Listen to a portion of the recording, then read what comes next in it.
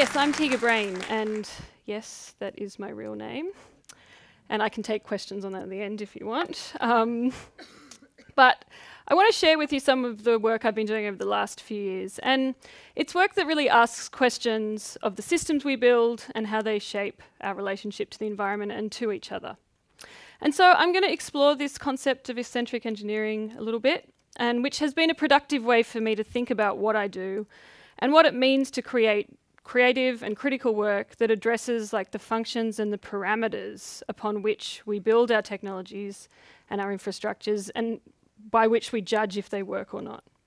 And so I'm an artist, but I trained and worked for a number of years as a water engineer. And so much of my work today is made to express a sort of dissatisfaction with the way we talk about engineering, the way we think about it, and the way we often build engineered systems. I'd like to start with a simple question. Which tree would you rather be? Would you rather be this eucalypt sitting next to what is probably Australia's most beautiful water pipe, right? Or would you like to be this tree sitting next to the Murray-Darling River in South Australia? I think the river's in flood at the time. So this might seem like a sort of simple, silly question, but let's consider this for a second. Both trees are sitting next to two different systems that transport water, right? The pipe we can see is designed to be totally sealed off and impervious from the environment it's flowing through. And the river you can see would be leaky, it would be infiltrating into the ground, there'd be losses through evaporation, and the organisms along it would be taking up water as well. So if you ask me, I think it's pretty obvious, I'd rather be the tree that's sitting there living next to the river.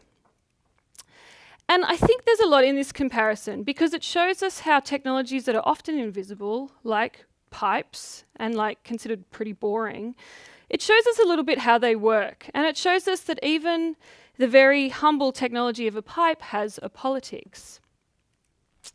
Of course, our water systems do leak.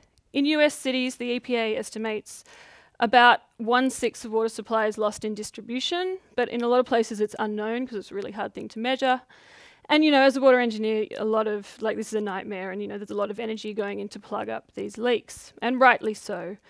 But I like to think about the street trees, the soil microbes, the life forms that would actually benefit from these so-called failures in our system of water infrastructure. It's even been found that cities actually recharge aquifers, so through the leaking water systems. But we don't consider these communities and these environments as within the scope of our system, and so we count leaks as losses and as failures. We assess success or failure in our infrastructures based on the assumption that, you know, the humans somehow removed from the biosphere, somehow we're still separate, and we still engineer our systems as if, based on this assumption, as if we're like sealed off in some way. And yet the concept of the Anthropocene stands as a provocative challenge to this. The Anthropocene being this very claustrophobic kind of realization that there's actually no outside, there's no like separate nature, there's no environment that we're somehow apart from. So I'm not saying we should just like let our drinking water systems just leak, as obviously this water is coming from another upstream environment somewhere.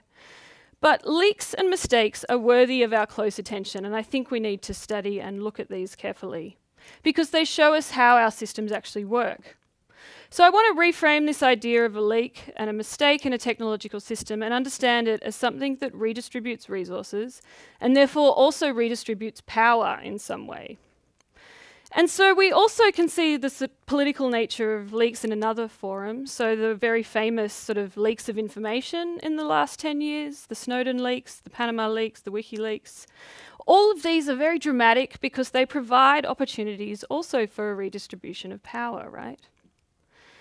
And so I think a lot about technologies, and I like this quote. It's a quote by Finn Brunton, who wrote a great book on spam, the email type of spam. And he describes technologies as a drama. Why a drama? Because technologies are statements about the distribution of needful things such as power on which social and political arguments and counter-arguments are made.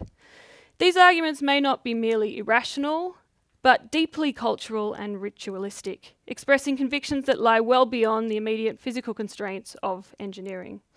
A technological drama is suspenseful, it is not played out to foregone conclusions, but it is rife with the possibility of subversion, takeover, and unexpected capture.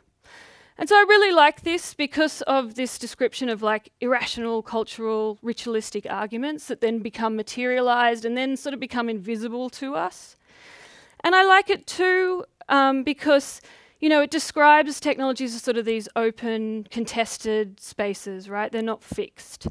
Whether we're talking about pipes or bridges or algorithms or JavaScript or the fact that we all have a 7-day week, you know, all of these things are up for question in some way. And so this is sort of what I've been thinking about. And one of the first projects I made is a project called Coin-Operated Wetland. It's an autonomous water system, so it's off the grid. And it's an unlikely love story that attempts to partner a marsh, or a wetland, we call them in Australia, with a coin-operated laundry. Visitors could come to the gallery, they could use the system. I provided a soap that was sort of palatable to a wetland. And sort of, there's no downstream in this environment, right? There's no way that we can just export waste and forget about it. So the infrastructure itself becomes this negotiation. And it's this question of like, can we think about infrastructures that beyond this idea of human service provision? Could we think about them as structuring like mutualistic relationships between us and sort of other life forms? Did the system work is a question that kept me up at night because, like, as a water engineer, no, this doesn't comply with water quality guidelines in that you can't drink the water, right? I wouldn't recommend it. But do we need water treated to that standard if we're just washing clothes in it? And so I ended up rethinking, like, how we're going to assess whether this system works or not, sort of getting rid of this idea of compliance or, like, questioning it. And so every day I'd come to the gallery and I'd wash a white garment in the system to see if it worked as I wanted it to, right? Did it come out white enough? You know, this is my data visualization with underpants, showing you how like water quality in the system evolved over time. And I think the system worked quite well over the month-long exhibition. Although this project was a very early work, it sort of captures a lot of my thinking about the projects and the technologies that I'll talk about today. And it is an example of this concept of parafunctionality. So a system that like sort of works or maybe works as we don't really expect it, you know, there's something else going on. And I'm really interested in the sort of space that the media arts provides to kind of have this like open experimentation. And I think this is a really important thing, to have this sort of freedom to question what we mean when we say something fails or when something works or when it does unexpected things. I've been calling this sort of thinking eccentric engineering. Conventional engineering is about building like tightly controlled systems that addresses humans as if we're like sealed off from the biosphere and also like increasingly from each other. And eccentric engineering is this deliberate attempt to try and relinquish some control in the systems we build. It asks how we build parafunctional systems with open opportunities for other agendas, other outcomes, and unexpected results. So, where has this come from? I've been very influenced by these sort of practitioners and by these strains in art, design, and media arts over the past few decades. Interrogative design is design that suspends questions. Design that isn't sort of based on this solutionism that we often think about when we're working in a design discipline. Critical design, you know, pioneers Dunn and Raby have done a lot of great work in this area, challenging like the narrow assumptions and the preconceptions and the prevailing social values that we see in design objects. So again, this sort of questioning. And then critical engineering, super inspiring for me, seeing this as an engineer, and how it embodies this invitation to experiment with our infrastructures, and how it's this call for research and practices that, you know, exploit the language of engineering and try to reveal the way, you know, our systems work and sort of the vulnerabilities and potentials, and how these systems are often really opaque as well. And so I think this sort of idea of like critical practice is really important. The problem I see when I see work that like exploits vulnerabilities in technologies and kind of imagines like the worst possible way that these technologies could be deployed is that it makes me want to do this. It makes me want to like get under that blanket with Snowden and never come out, right? Since revelations such as this one, and I think since critical practices have done a really good job at starting this conversation and helping us realise that, we are living in a time where we're being surveilled and where technologies are being used in ways that are not at all neutral, right?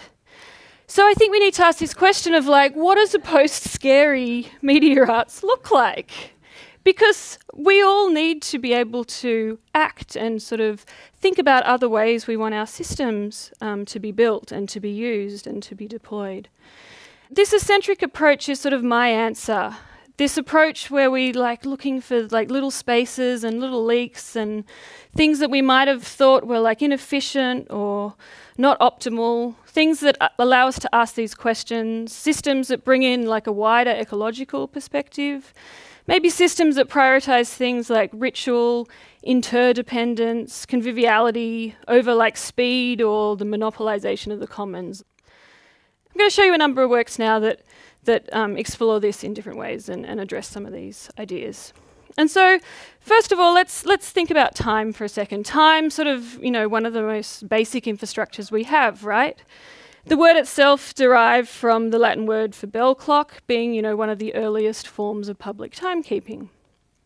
The history of time is also the history of the network. It's very well known that the constructions of railway networks meant that time had to become coordinated, synchronized across great distances. The project of time coordination continues today. Google's recently launched technology, Google Spanner, and their True Time API combines atomic clocks and GPS systems that enables them to read and write data in servers that are geographically separated. And so it's the same impulse, right? This idea of how do we deal with time across a network. And yet, prior to the Industrial Revolution, there's a really rich history of timekeeping that doesn't rely on mechanical or computational systems. And this particular image is of a flower clock, and it was popularised by Carl Linnaeus, who's the father of modern taxonomy, right? And he published a book in 1751 with this image in it, and his proposal for a flower clock was based on field observations of flowers, and there's a certain group of flowers that time their opening and closing at particular times of the day, and it's very predictable. So he proposed that, if we planted a garden out with all these different types of flowers, you could tell the time with, an exquisite accuracy, and they were all the rage for a while after this publication. And so this idea of what is an ecological perspective on time has informed these next couple of projects. The study of phenology is the study of timing of biological events in animals and plants. So events such as flowering, budding, migratory patterns, these are all phenological events. And so this is a project, it's a collaborative work that I was working on with a group of people at the Environmental Health Clinic, Natalie Jeremy Jenko's lab at NYU. And it's a project that visualises phenological data from different ecosystems. So what you're looking at are 12-month clocks showing flowering patterns from different ecosystems. And each band, each coloured band, is the duration of a flowering event of a particular species. The clocks take 12 months to go around, and it gives us this very different perspective on time within these ecosystems. So you can see in Sydney the flowering patterns go throughout the entire year, and you can see in New York nothing is happening between October and March or something, because there's that hideous season that I still don't really understand what it is. This project gives you a really different view here and proposes that we could think about time differently. And so I took the visualization software we were developing and looked at a whole lot of different studies done looking at phenology in different ecosystems. And so this is a phenology clock that visualizes flowering patterns from 20 species of eucalyptus trees in Australia. And these eucalyptus trees are part of a family, and you can see the fascinating thing about the way that they flower is that they temporarily have distributed themselves across a 12-month period. So there's always something in flower, right? In fact, there's always about half a dozen of these species in flower. There's never a moment when none of them are in flower. And so why is this? And this particular family of eucalypts is actually thought to be co-evolved with this guy. This is a flying fox, a bat, a fruit bat, and they fly thousands of kilometres up and down the east coast of Australia. And their primary food source is that eucalyptus family. Trees obviously can't move, and so they rely on pollinators such as these species as dating services, you know, to take the genetic material across great distances, and in return these species rely on them as food source. So these flowering patterns are distributed like this, and because they then also provide a constant food source throughout the year, because these species have this mutualistic relationship, right? This is also like what is at stake when we talk about climate change and the response of the biosphere, in that if you have flowering patterns that start or change or shift or start much earlier, you have an impact on the way that these species are timed, right? And you get what's called ecosystem mismatches, which means that when the pollinators are there, the things aren't in flower, and then you have situations where the flying foxes don't have a food source, and if their population drops, your trees then can also become what's known as functionally extinct, where even though they're there, there's no means for them to reproduce because their pollinators are gone. The timing and the study of phenology is of great interest in climate science, because these relationships, are how underlying all of our ecosystems. And so thinking about this, I did another project around the same time that went out looking for phenology data in different places, in different databases.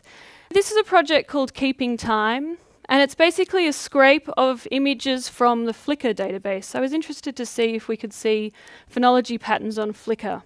This particular image you're looking at is like all of the images on Flickr that are tagged with jacaranda being a popular flower in Sydney. And the images, I look at the timestamp, and so each row is a year. So this is images from 2002 to 2013. January is on the left, December is on the right. And so you can see there's a really clear southern hemisphere flowering pattern here. It all happens in October, November. Here's one for the Sturt desert pea. It's not so distinct. This is a desert flower, so their flowering is much more contingent on weather patterns. And this is one I did in Texas. It's the Texan blue bonnet. So images tagged with blue bonnet and that were taken in Texas. And you see this is a really, strong kind of northern hemisphere flowering pattern. It all happens in spring. This image is actually made of about 5,000 images, because apparently it's a big thing in Texas is when the blue bonnets come into flower, everyone walks out into the field and has a selfie in front of the blue bonnets. And so this image is this was sort of the biggest data set that I have, and it's full of images like this. So Texan families, people in the fields. The interesting thing about this project is, even though I kind of approached it with this very kind of scientific question of can we see changes and shifts in flowering patterns over the years, these images are as much visualizations of our social relationship with these species. In that, if we look back here at some of these images, we don't even see these species for the rest of the year. We only see them in the moment they come into flower. So it's as much a picture of how we photograph the world and our ecosystems as it is a representation of their sort of biological events. This is one of the aspens in Colorado, and again you can see all the time we take photos of them is sort of summer and this moment when they turn in fall. So the work is also very much about collection bias and how this visibility happens. On this theme of exploring image collections and the context of information, this sort of work led to another project called Post the Met, a little bit on a different theme. But I made it a couple of years ago when the Metropolitan Museum of Art made a whole lot of high-resolution images available on their website.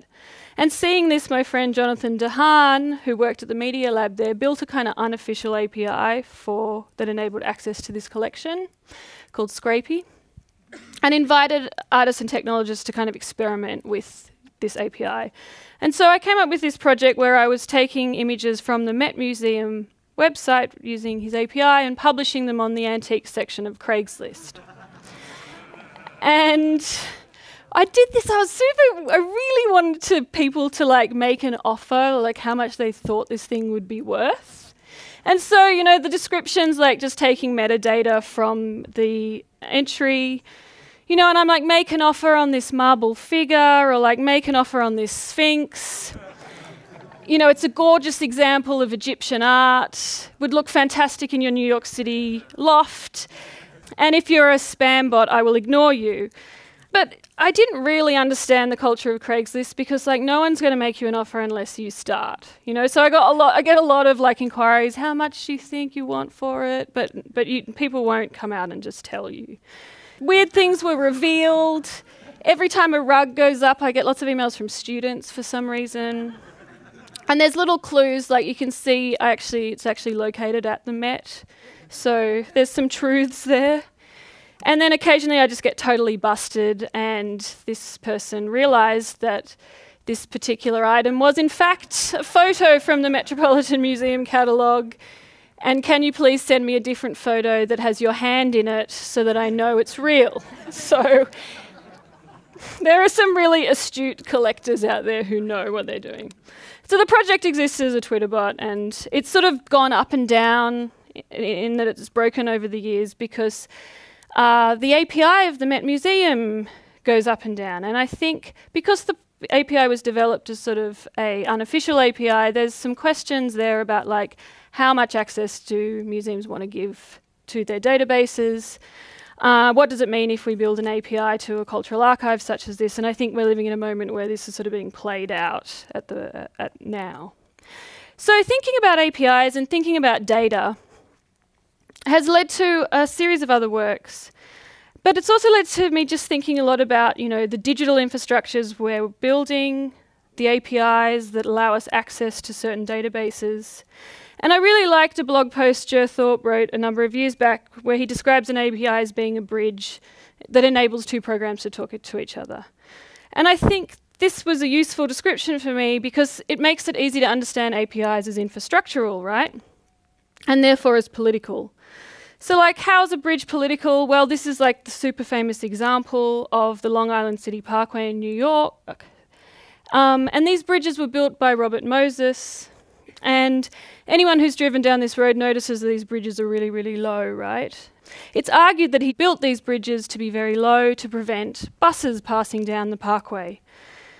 Because, you know, who travels by car and who travels by bus is something that is largely determined by class and often by race. And so Moses is like really famous for these sort of very kind of sneaky moves because this parkway also provides access to his acclaimed park, Jones Beach, right? And so these bridges sort of act as a control structure of who can easily access this like cultural, public, so-called public resource.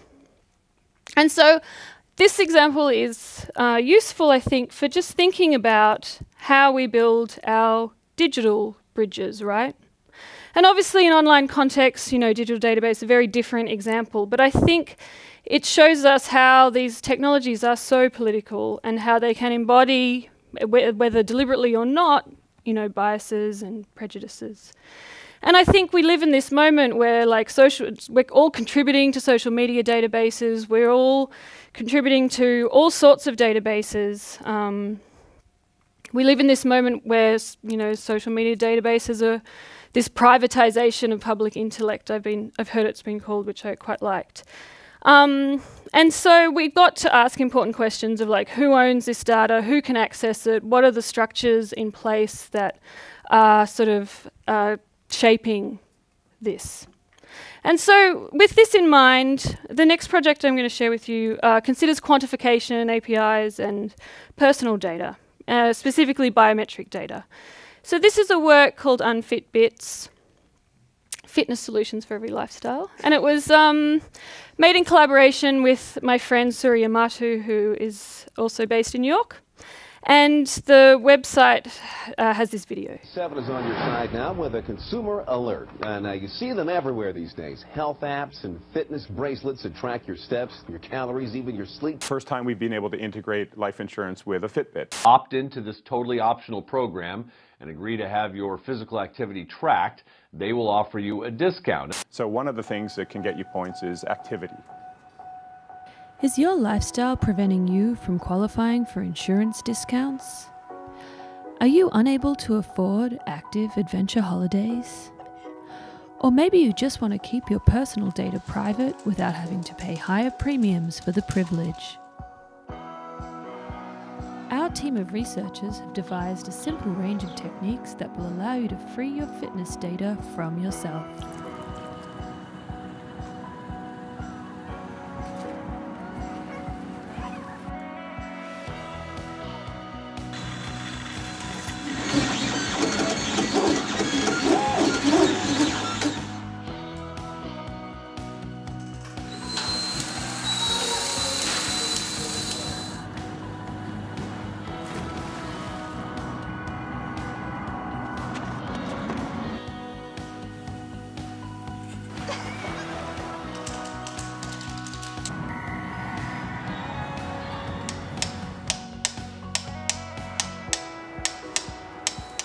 Free your fitness. Free yourself. Free your fitness from yourself. Okay, so this project ended up being a total rabbit hole in that we had this great time playing around with trackers and seeing, what would count as a step and what wouldn't. But what we found is that, it's really you can't get your raw sensor data out of a lot of these systems because they're proprietary. So despite this whole discussion of the quantified self, it's really hard to get the data. You can get the algorithmically interpreted steps and the statistics, but essentially a lot of these systems are really opaque. And since we launched this, there's been a lot of large corporations such as Target, BP, there's many of them who are offering now trackers to their employees in exchange for bulk insurance discounts. And obviously this is really problematic because one, it posits privacy as this luxury that is more expensive. And these data sets are super personal. From them we can see how much you sleep, walk, how often you have sex, all of these things. And so there's a question of do you want to share that with your employers? And this data is then shared and being collected in this very asymmetrical power relationship between employee and employer. And yet it's estimated by 2018, 20 million employees worldwide will be required to wear a tracker. So this stuff is being rolled out at scale. And so there's a lot of questions to be asked about this. So a big part of the project was this sort of algorithm audit. What do these trackers see? What do they not see? What counts? And so we spent a lot of time testing this, and it was very deliberate just to use technologies that are from around the house, and for it to be an invitation to sort of experiment with these systems.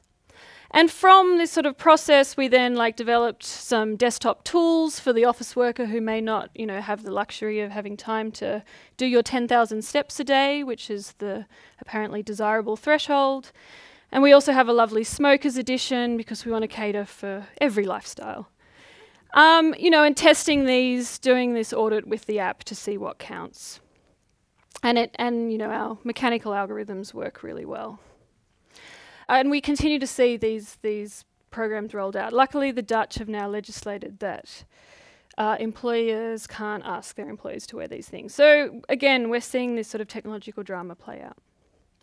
Okay, so I've got another couple of projects to share. And these next two are sort of addressing more banal devices that we all live with, these sort of interfaces with bigger systems of infrastructure. And so the first was a project I did this summer at iBeam called Being Radiotropic, and it was thinking about what are sort of opportunities to rethink our sensitivity to wireless networks. So it was based on the premise that, I think that a lot of us humans are now radiotropic. So phototropism, you might have heard of that, is the response we see in a lot of plants to the path and behaviour of the sun.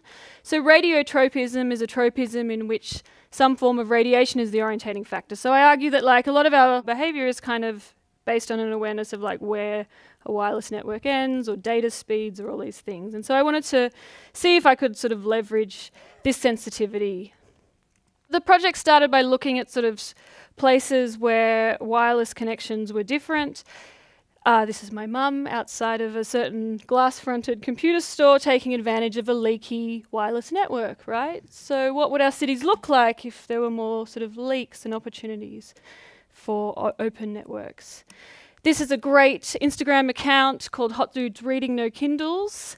And the thing about all the hot dudes is they're all reading on the subway, right? Where there's this quiet zone and there are no signals. So these technologies afford different sorts of behaviours and different distributions of attention. This project ended up being a series of 3 wireless routers that behave in unexpected ways. Each offered an open network in the space where I exhibited them. The first is called an orbit, and it is a Wi-Fi router whose signal strength is coupled with the phase of the moon. For 1 day a month you get no internet, for 1 day a month you get really awesome internet, and it ebbs and flows, so it's this tidal thing. And shout out to Rachel Binks, who hooked me up with a librarian at NASA, and they sent me this 3D shapefile of a rock from the Apollo mission. And I made some short videos to sort of explore what it might be like to live with one of these.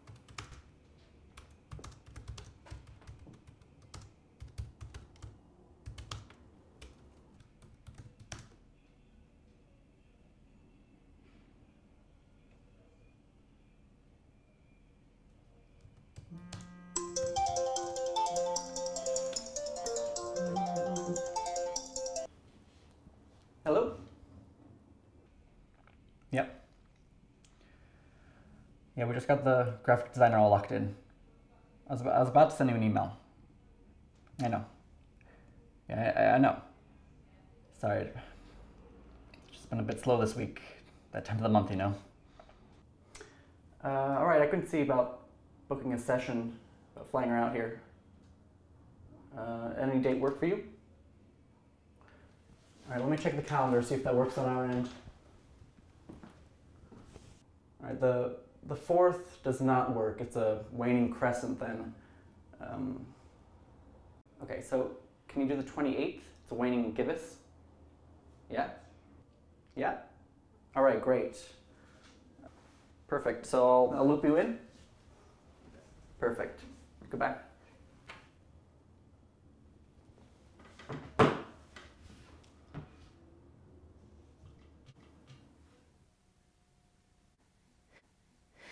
So there was another couple in the series. This is called The Woods, and this is a router that is coupled with a lily, just a houseplant, and there's a few soil sensors, and the houseplant is equipped with a camera, and it's able to take photos of itself and do a injection attack and substitute images in unencrypted web feeds, inserting images of itself into your internet feed.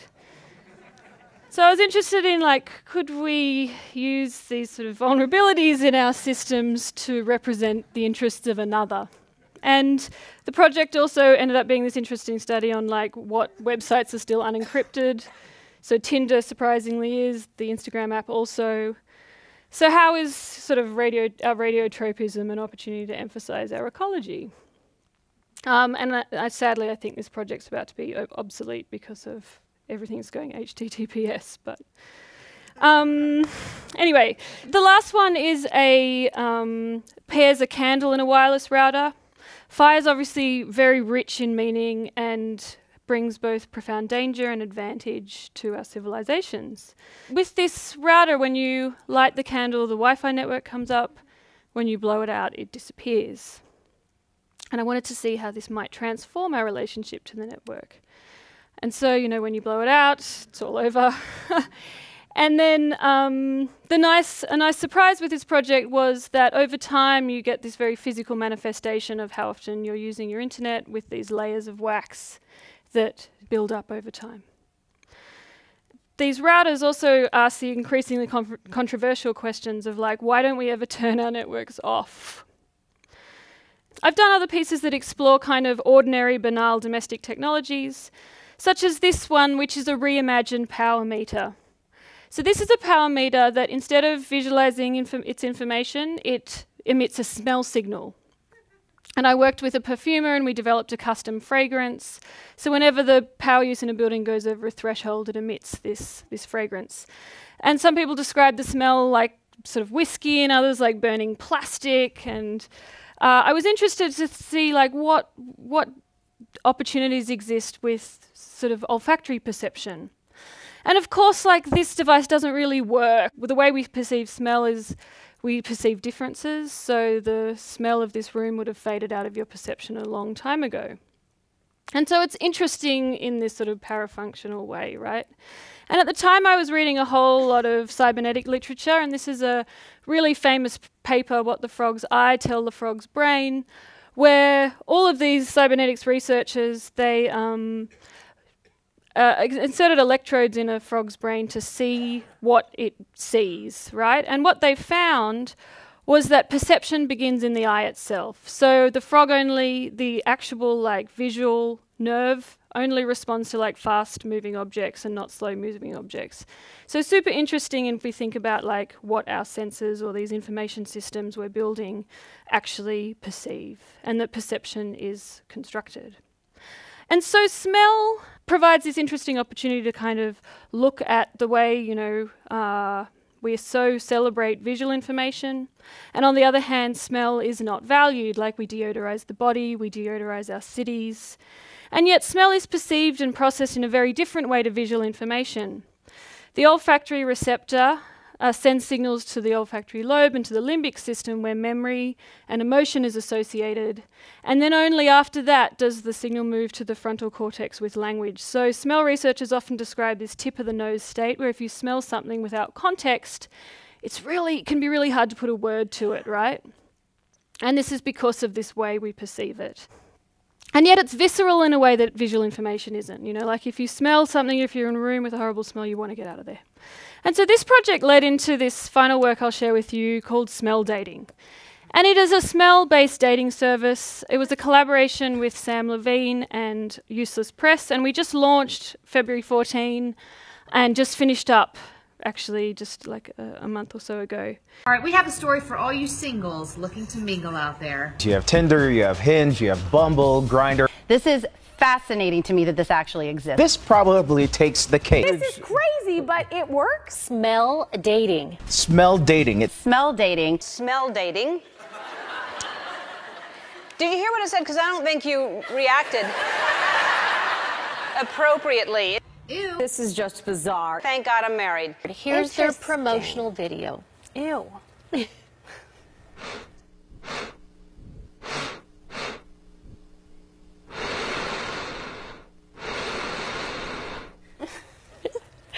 Aroxia is officially... Where do you find these things? Completely grossed out. It's my talent I have. So this is called Smell Dating. The company will send you a t-shirt.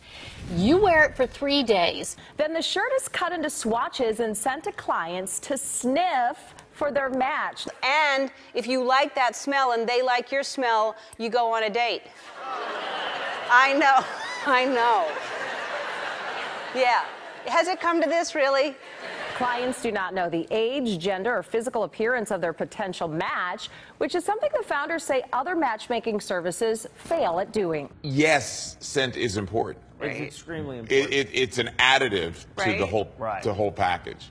But I don't think you could just off smell. Costs about $25. There are about 100 slots available. What a rip-off. $25. Here's some dirty clothes. I know it sounds completely gross, but there's definitely something to that. If I was single, I'd try it. It's the animal instinct, you know, like that sweaty, the pheromones. Yes. When they send out the t-shirt samples, they don't specify gender. No. You could get... If you're a woman, you could get men. If you're a man, you could get women. If you're a gay man, you could get other women. Like, you could get anybody. And it's really essentially comes down to who you're attracted to. This is based on an old study that was done. And part of this study was saying that women who were on birth control were choosing the wrong mate. I'm very familiar with this study. Because it's messing with their pheromones. Because they think they're pregnant. And when a woman thinks she's pregnant, she wants men who are like her brothers near her, not men who should be procreating with her. So they're saying, because you're supposed to procreate with someone whose DNA is opposite of yours. I can't believe. Do you know the name? Do we have any information? Because I feel like people smell dating. It's smell dating. Just Google smell dating. All right. Okay, so there was like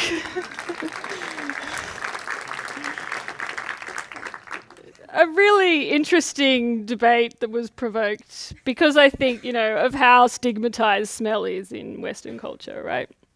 But we did the project really also to sort of experiment with the way that you might be saved from your own visual prejudices, right? And the way we online date, it's all about the profile picture, and we just make so many judgments based on how that person looks. So really interested in seeing if we could save people from that process. And I think there was sort of this excitement because there's this real exhaustion with the analytical way that we date on the network, right? And then of course I really loved it how it opened up this sort of public discussion around the controversy of smell. So the way the brain perceives smell is still very unknown to science. There's lots of different theories out there. And there are all these studies that show, you know, this one that is cited here about women on the pill, but also studies showing that, yeah, the people who smell better to you, maybe you have better like immune system matches. Smell's also rated to be much more important for women than for men, and so I think this is really interesting when we think about like who's designing our dating services.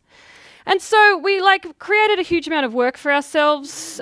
We had sent out 100 packages.